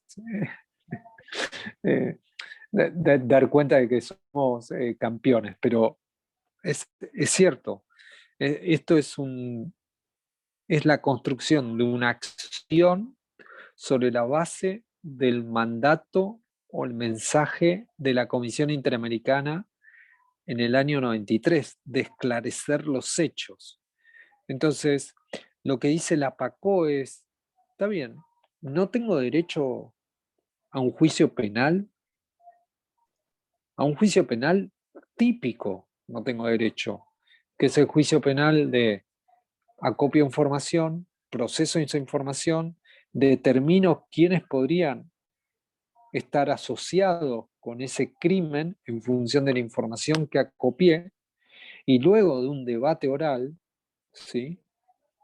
Lo que establezco es una sanción o una absolución. Entonces lo que dice la PACO es, yo no puedo hacer lo último, es decir, la determinación de una sanción o eventualmente una absolución, pero todo lo demás no está limitado en la ley de obediencia debida. ¿Se entiende? Todo lo demás con relación a aquellos casos que pasaron o sortearon la ley de punto final, el Estado lo tiene que hacer. Y por eso lo que inventan es este concepto de derecho a la verdad. Entonces, lo que hace la PACO es ir a un juez penal y pedir que le reconociera el derecho a la verdad. ¿Se entiende el dato importante? Entonces, el 18 de mayo del 95, la Cámara Nacional de Apelaciones resolvió declarar con lugar la solicitud, afirmando que le correspondía ejercer su poder jurisdiccional y que las leyes 23.492 y 23.521 del decreto 1002 del 89 beneficiaron a los miembros de las Fuerzas Armadas, si bien cercenaron las posibilidades de juzgamiento, no implicaron la culminación del proceso. El secretario general del Ejército respondió a la solicitud del tribunal que no obran antecedentes en el ámbito de la fuerza, respecto de lo que es materia específica del requerimiento formulado. Como consecuencia de esta respuesta, el 14 de junio de 95, la señora Lapacó sugirió que se enviaran oficios a diversos organismos en los que podrían encontrarse registrados datos que favorecerían la investigación. Ante esta nueva solicitud, el 16 de agosto de 95, la Cámara respondió que excedía sus poderes jurisdiccionales, los cuales habían quedado agotados con el dictado de las normas de obediencia debida y punto final e indultos. Igualmente decidió tener presente lo informado por el jefe de Estado Mayor General del Ejército, que los autos prosiguieran según su estado y ordenó remisión de copia de lo decidido a la Subsecretaría de Derechos Humanos del Ministerio del Interior, por cuanto la pretensión podía encontrar adecuada satisfacción en el Poder Ejecutivo. Es decir, anda a discutir con el Poder Ejecutivo, bueno, cómo se busca esa información, ¿no? Eso es lo que hace. Hay un caso que es de 1998, o sea, un par de años después de que la PACO iniciara su debate judicial acerca de su derecho a la verdad, donde la Corte Suprema le dice que no a la PACO. Le dice que no a la PACO. ¿Sí? Me dice, contra la resolución de la Cámara de Apelación a lo Criminal que decidió por mayoría tener presente la respuesta del Estado en lo referente al destino de las personas desaparecidas, resolvió asimismo los adultos sigan según su estado, lo que implicó la denegación de diversas medidas de prueba solicitadas por APA. Que dado que las diligencias de investigación tienen por finalidad comprobar la existencia de un hecho punible y descubrir a los autores, o sea, hecho punible, quienes fueron los autores, no resulta admisible su realización en el estado actual de la presente causa, al haberse agotado su objeto procesal.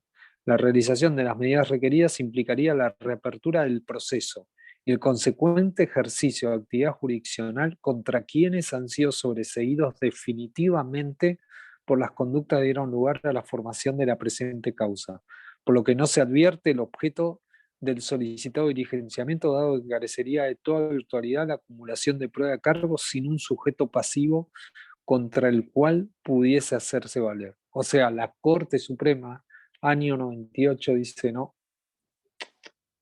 no hay algo así como un derecho a la verdad. No, no. Señora Lapacó perdió sus posibilidades.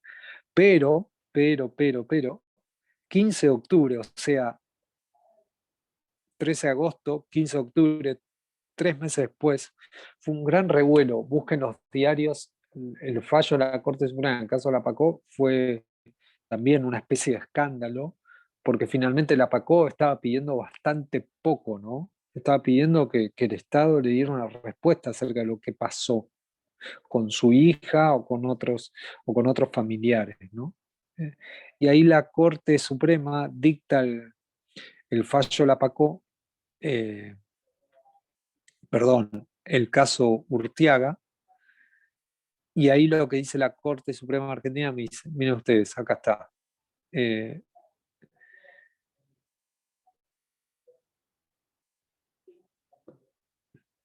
Acá está. En primer concedido recurso, la Corte Suprema revocó el pronunciamiento de la Cámara, los jueces entendieron la demanda tendiente a obtener acceso de datos sobrantes en los registros estatales donde pudiera resaltar el destino del hermano del accionante, desaparecido durante las luctuosas circunstancias que vivió el país, no debe ser atendida en el marco jurídico del específico amparo informativo, sino en el amparo en general.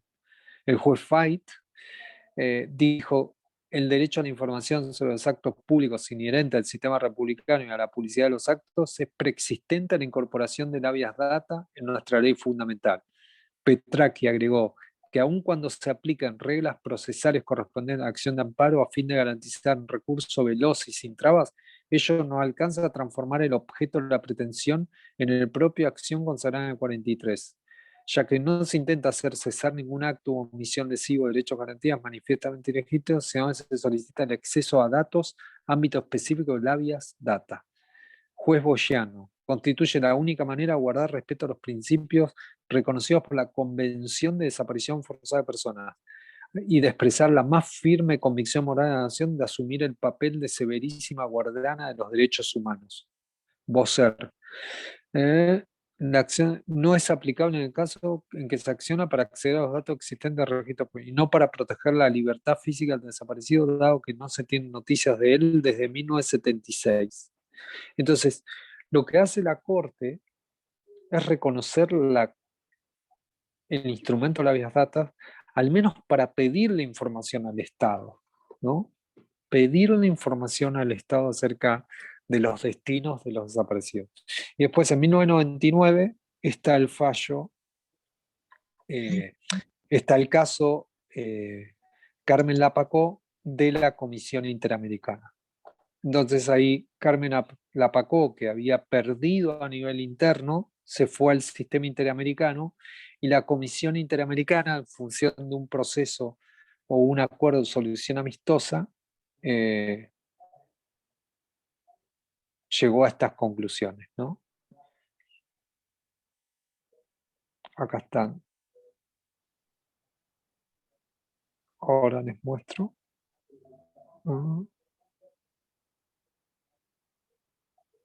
Entonces, la comisión concluye que tiene competencia y que la petición es admisible. Cuando el defendente no se... La comisión declara admisible, notificar a las partes y se pone a disposición de las partes. Y ahí, en el marco de este caso, el Estado argentino decide reconocer el derecho a la verdad de la PACO. O sea, fue el ámbito interamericano el que le permitió a la PACO mejorar su posición jurídica, y el Estado argentino a partir del año 2000 reconoce el derecho a la verdad. Ya estamos más cerca, nos quedan un par de pocos años, yo creo que en 15 minutos por ahí ya podemos redondear, solo para que no se preocupen. 2001, ¿sí? Entonces todos los 80 tuvimos ese ida y vuelta, ¿no? Vamos a enjuiciar a todos, vamos a determinar responsabilidades penales a todos, vino la ley de obediencia de vida, punto final, vino los indultos, finalmente no pasó nada. Década del 90, un proceso lento de reconstrucción acerca de al menos el Estado tendría que tener herramientas para esclarecer los hechos, información. Digo, circuló mucho sobre la información, sobre el derecho a la verdad. ¿Qué pasó, no? Aquello que había dicho el informe Nunca Más, cómo se actualizaba en la década del 90, ¿no? ¿Qué información tenía que procesar el Estado? ¿Qué debates tenía que ofrecer el Estado para eso? La década del 2000, es la que vamos a ver ahora, arranca con una decisión del año 2001, donde finalmente hay un juez que declara la inconstitucionalidad de las leyes de obediencia de vida, punto final. ¿Está bien? Ese es el dato interesante. Acá está. Declaro inválido el artículo 1 de la 23.492 por ser incompatible con la Convención Americana. O sea, la declaración de nulidad de las leyes, la primera, la del 2001, es porque es incompatible con la Convención Americana, el Pacto de Derechos Civiles y Políticos y la Convención contra la Tortura. Y acá declara inválidos también los artículos 1, 3 y 4 de la Ley de Obediencia de Vida. También, porque son incompatibles con la Convención Americana, el Pacto de Derechos Civiles y Políticos, la Convención contra la Tortura. En todo caso, lo que quiero decirles es, miren ustedes, la incorporación de los tratados se da en el 84.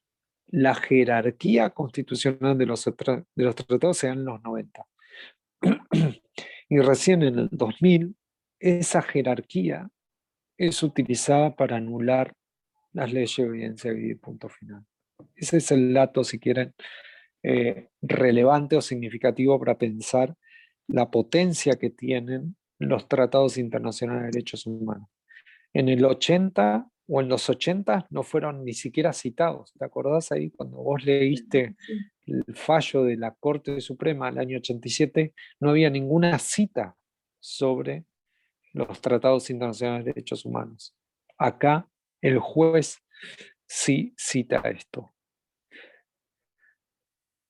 No sé, ahí pueden verlo, no me voy a extender, ahí pueden ver ahí los recortes que hicimos de esa sentencia, que es muy interesante. Miren ustedes esto. La Corte Interamericana, en el 2001, 14 de marzo del 2001, es decir, un mes después de la decisión del juez Gabriel Cavallo, que declaró la inconstitucionalidad de las leyes, lo que analiza es un caso contra Perú. Dice que Perú había dictado leyes muy parecidas a la ley de obediencia de vida, punto final, y lo que dijo la Corte Interamericana, que esas leyes son incompatibles con la Convención Americana, ¿no? ¿Sí? ¿Me siguen? Ahora después les voy a explicar por qué les quiero contar esto, pero básicamente lo que hace la Corte Interamericana, el máximo órgano de protección internacional de derechos humanos en el ámbito del sistema interamericano, es considerar que normas similares a la Declaración de Obediencia de Vida, punto final, son incompatibles con la Convención Americana. Algo muy parecido a lo que había dicho el juez un mes antes, ¿no? Entonces ahí está lo que dice la Corte Interamericana. La Cámara Federal tiene que resolver si acepta la declaración de inconstitucionalidad del juez Cavallo o no. Y la Cámara, miren ustedes lo que dice la Cámara Federal cuando analiza el caso de Gabriel Cavallo. Dice, las conductas que fueran víctimas, Poblete y Classic, constituyen una categoría de ilícitos que repugna la conciencia universal. ¿Cuáles son los delitos contra la humanidad? Estos crímenes de rango universal se encuentran expresamente reconocidos en nuestro orden jurídico interno por el artículo 118, en función de la referencia al derecho de gentes en la cláusula realiza. Que esa cláusula, en línea general, la indicación formulada por esta norma tuvo una interpretación, ahí habla del 118. Por otra parte, nuestra Constitución, en su redacción de 8, ha incorporado instrumentos internacionales de derechos humanos, que de ese modo integran el bloque constitucional e indudablemente poseen esa jerarquía y por ende superior a las leyes. A tal punto es así que la Corte Suprema, caso Nejian, con relación a las leyes de obediencia y punto de vida y punto final, miren lo que hace la Cámara Federal. Cita el caso Barros Altos, que de la Corte Interamericana que charlamos recién, ¿no? Entonces, este diálogo jurisprudencial o este diálogo entre el avance de la jurisprudencia en el sistema interamericano y la posibilidad de avance del proceso de memoria, verdad y justicia en Argentina fue clave. Fue clave para darle contenido jurídico a esta decisión de impulsar las investigaciones por los graves crímenes o por los graves delitos de lesa humanidad en Argentina, ¿no? Entonces, tengan en cuenta este dato, me parece sumamente importante. Ahí está citado, bueno, y ahí confirma. 2003, ¿se acuerdan que ahí 2003, como decía Eber, es un dato importante porque el Congreso declara la inconstitucionalidad de más que la inconstitucionalidad, la nulidad, ¿no? La nulidad de las leyes de vida, de obediencia de vida y punto final, ¿no? Nada, esto quiere decir la nulidad, no había sido la primera, ¿no? Habían sido derogadas en el 98, pero la derogación de una ley no genera efectos jurídicos hacia atrás, genera efectos jurídicos hacia adelante, era más simbólico. La nulidad de las leyes quiere decir que esas leyes perdieron efecto durante su vigencia. O sea, todo lo que beneficiaron a los militares, con la nulidad de esas leyes, esos beneficios se perdieron, ¿no? Y en junio del 2005, la Corte Suprema resuelve el caso Simón, que es un material que tenemos en el curso, que tenemos en el material del curso, léanlo, son alrededor de... ¿Cuántas páginas serán, Never? No lo tengo exactamente, creo que son 25, no son más de 25, creo. 400 más o menos. Sí, sí. No, me confundí con lo que estás pasando. Sí. Lo que estás pasando No, estas son 25. Léanlo cuando tengan tiempo. No, a ver, lo que quiero decirles es el trabajo jurídico, el despliegue legal que tiene este proceso de memoria, verdad y justicia es muy amplio. Espero que hayan al menos entendido algunos ejes para las lecturas, ¿no?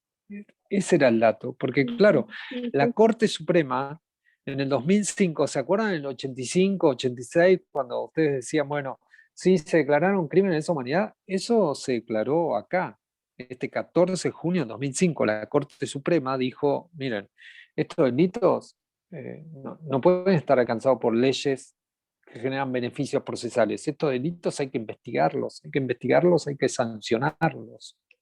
Un año antes, en otro caso, Narancía Clavel ya había dicho que los delitos eran imprescriptibles, pero en este caso lo que dijo es, esto hay que investigarlo y sancionarlo.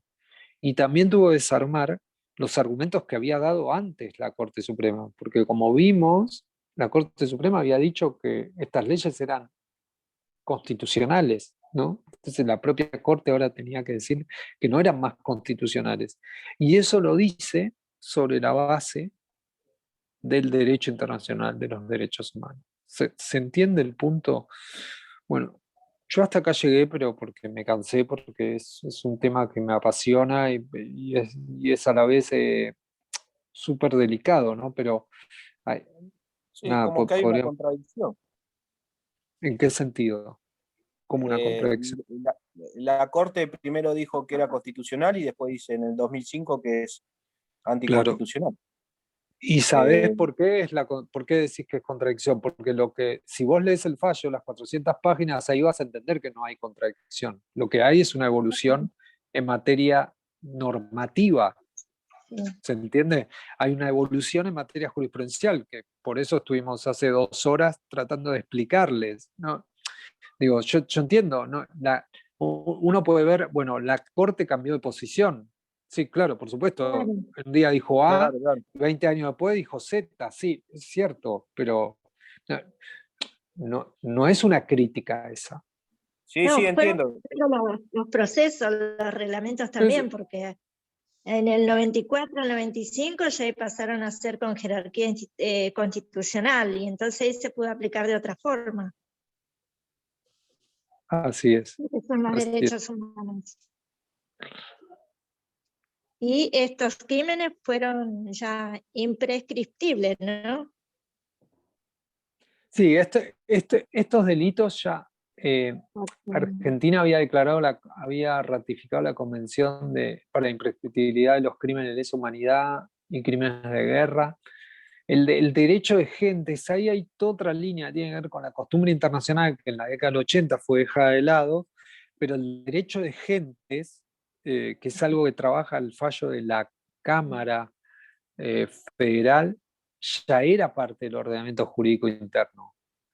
Derecho de gente refiere a la costumbre internacional, y la costumbre internacional después de la Segunda Guerra, el nazismo, había establecido que los crímenes contra la humanidad eran imprescriptibles, ¿no? Hay todo un trabajo que hace la Corte Suprema sobre la base de ese concepto. Pero a mí me parecía interesante, por lo que venimos viendo en el curso, que lo relevante para que ustedes vieran también es cómo jugó el derecho internacional de los derechos humanos. Digo, por supuesto hubo cuestiones políticas, hubo decisiones políticas que permitieron esto, pero también existió un proceso jurídico lento de construcción de escenarios y de construcción de un proceso como el que hoy conocemos, ¿no? Por supuesto, terminamos la ruta en el 2005, después lo que sí vinieron fueron todos los juicios. Y si quieren, si ustedes quieren, yo les puedo pasar datos para ver juicios, no sé, mañana jueves está el juicio contraofensiva, día viernes hay otro juicio mañana miércoles está el juicio Campo de Mayo, el jueves está contraofensiva. Digo, hoy hay audiencias donde se discute qué es lo que pasó en la última dictadura. Hay audiencias donde ustedes van a ver imputados que tuvieron roles en aquel momento. Y eso es posible que tengamos hoy gracias a toda esta larga historia que pudimos conversar, ¿no? Hay procesos sumamente interesantes con relación a responsabilidad de empresarios, responsabilidad de jueces con relación a delitos de la última dictadura militar, pero lo que tratamos de hacer hoy fue más que nada mostrarles cuál fue todo el recorrido más de debates jurídicos, ¿no? Que existieron con relación al proceso de memoria, verdad y justicia, ¿no?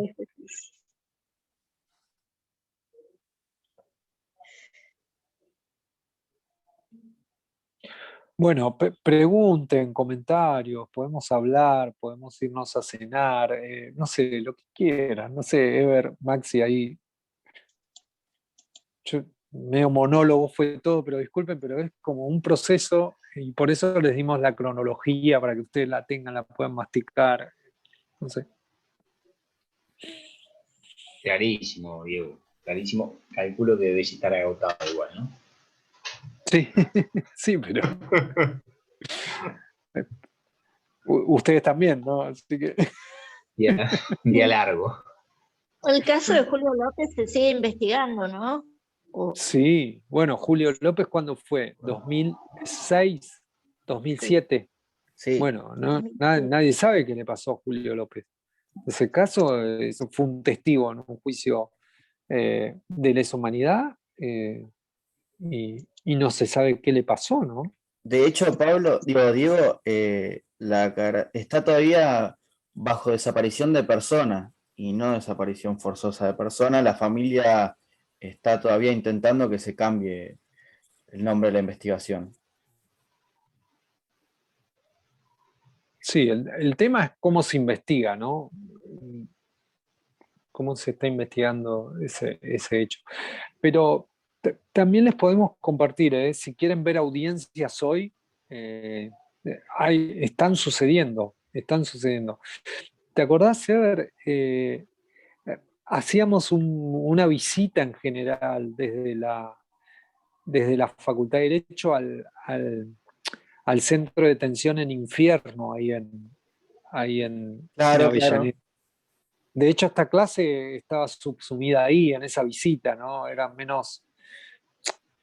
menos así densa en términos de lectura, pero era mucho más densa en términos, bueno, visuales, ¿no? En términos emotivos, ¿no? Bueno, y ahí, para los que quieran o cuando esta pandemia nos deje salir, bueno, sí pueden pasar por el centro, es ahora un museo. También pueden visitar la Exesma, esa también es una actividad muy potente en términos emocionales, pero también es bueno, parte de nuestra memoria, ¿no? Como decía Maxi, ¿no? Es parte de nuestra historia. Entonces... De hecho, en trabajo social y comunitario hay uno de los trabajos social y comunitarios que se trabaja directamente en el infierno. Para que sepan, Bueno, si les interesa anotarse. Sí, cuando pase la pandemia podamos ir a territorio. así ¿Cuál es. es? La que Estamos está en 12 de viendo. octubre, ¿no? 12 de octubre a 2 cuadras de Mitre. Exacto, es esa. Es esa. Con respecto a la ley de autogestión, tenía entendido que Uruguay hizo dos plebiscitos con respecto a eso y salió, votaron mantener la ley de autogestión, Amnistía. autoamnistía, No, perdón. más que autoamnistía, ahí era el propio Congreso. Ya sacale auto. Ok, ¿Entendés lo que te quiero sí, decir? se entiende. No, ley de amnistía, así se llama. Mirá, ahí si te interesa ese tema, hay un fallo de la Corte Interamericana, se llama Hellman contra Uruguay. Entonces ahí estudia, che, lo que dice, ¿se puede plebiscitar esto? ¿Qué hacemos? Toda la sociedad define los derechos de los familiares que están preguntando dónde está mi hijo. Es una pregunta fuerte. Entonces lo que dice la Corte Interamericana, y la verdad que no, el Estado debiera hacer un esfuerzo para decirle al familiar, bueno, ¿qué pasó? ¿Qué ocurrió? Digo, y ahí se genera una tensión muy fuerte también con el arreglo político que encuentra Uruguay y las obligaciones que tiene en materia de investigación de graves crímenes, ¿no? Sí, es así. O, por ejemplo, Brasil también tiene una ley de amnistía que no fue reformada, y ahí está. Chile no, Chile avanzó también. Sobre la base de investigaciones judiciales, avanzó. Sí, pero Bastante. tuvo a Pinochet, senador vitalicio, después de... Bueno, y recién ahora van a modificar la constitución de Pinochet y no se sabe cuándo. Recién ahora votaron. Bueno, el ministro de Defensa de Brasil fue un represor mismo que torturó a la expresidenta de Brasil. Exacto. Sin ir más Exacto. lejos. Sí. Ahí, si quieren algo de proceso de memoria, verdad y justicia en Argentina, también hubo 2 audiencias en la Corte Interamericana hace 3 semanas. Maxi, a ver, se las podemos compartir, donde ahí hay un caso, donde hay 2 personas que están pidiendo por el derecho a la verdad, por el derecho a justicia, a la reparación, porque claro, el proceso de memoria, verdad y justicia en Argentina se fue organizando, bueno, después de todo este proceso se fue organizando por centro clandestino, se fue organizando por zonas de intervención que tenían las Fuerzas Armadas. Entonces, todavía no se ha llegado a juzgar a todos los responsables y tampoco todavía no se ha llegado a determinar qué pasó con cada una de las víctimas. Estamos lejos de eso aún. Hay una investigación ahí que está en la página del Ministerio de Justicia, se llama el RUPTE, donde muestra, bueno, cuántas investigaciones hay, qué relación hay entre esas investigaciones y las víctimas. Es muy interesante porque ahí lo que se está discutiendo es la metodología de investigación y sanción, ¿no? Es una discusión jurídica, por supuesto, pero es una discusión sobre la metodología de investigación y sanción. Claro, porque está la pregunta, ¿no? ¿Cómo se investigan estos graves crímenes de lesa humanidad? ¿Cómo se desarrolla una investigación sobre esto? No son tareas sencillas.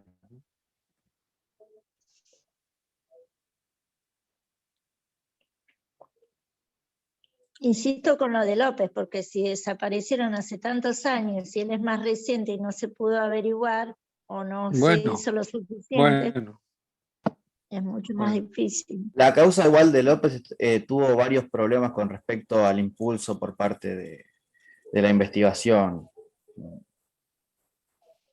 Eso complicó mucho también la investigación. Hubo, según los familiares, las declaraciones de los familiares, varios intentos de frenar la causa. Claro. Cuanto más otros que estamos lejanos. Podemos averiguar a ver en qué está eso. Sí, puede ser un ejercicio también. Yo lo último que sé es que el mes pasado o el anterior se volvió a presentar para que se cambie a desaparición forzosa de persona, porque solamente estaba bajo desaparición de persona la causa.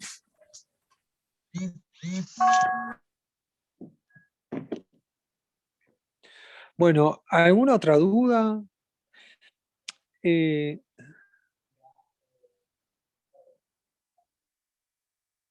Tenemos el tema de los exámenes. Ahí estamos corrigiendo, ¿eh? Perdonen, pero es Sí, sí, lenta. al principio Gracias, Maxi. ya Buenísimo. nos ocupamos con Ever de pedir las Gracias, Che. disculpas. Gracias. Y Dale. así que Ahí bien. vamos. Los próximos días. Exactamente. Perdón, a los grupos, consignas a trabajar, los grupos ya están formados. Perfecto. Exacto. De a poquito.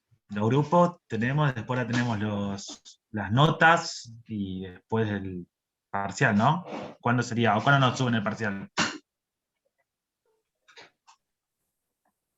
¿Se sube ahora el parcial?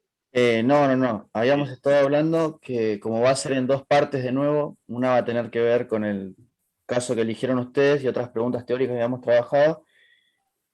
Es muy probable que antes del viernes estén las preguntas teóricas y que luego de la entrega con las correcciones tengan la consigna de los hechos.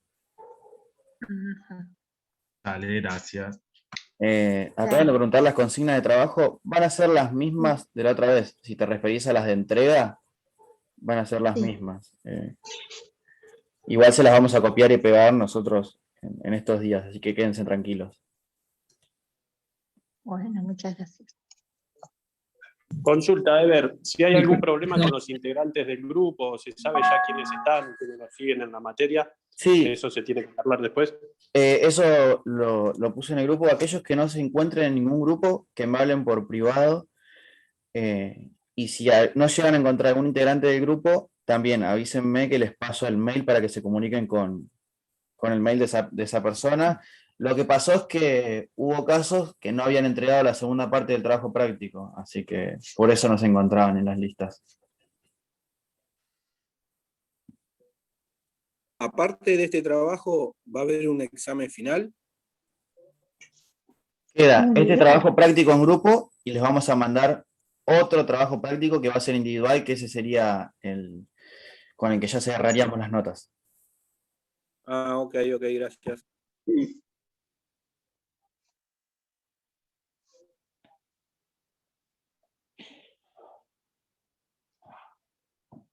Bueno. ¿Alguna por lo pregunta? menos no volvió Fujimori. ¿Ya terminó la elección ahí o no? El caso Barrios Altos es sobre eso.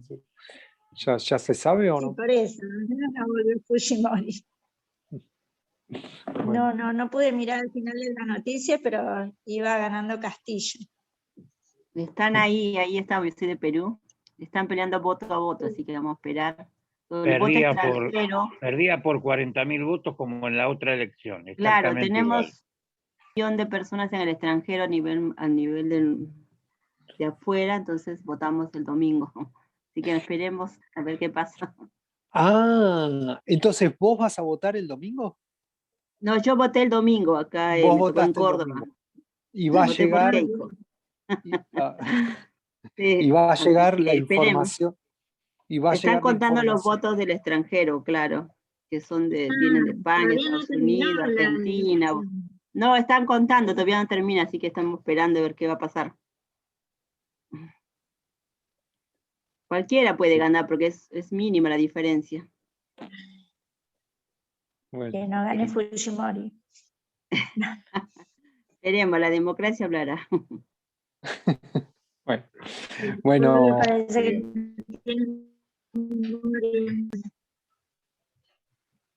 Bueno, si les parece. Muchas gracias. Muy lindo. La seguimos. Gracias. Bueno, chao. Gracias, profesor. Muy buena clase. Hasta luego, Diego. Hasta luego, Maxi. Nos vemos el martes. Chao.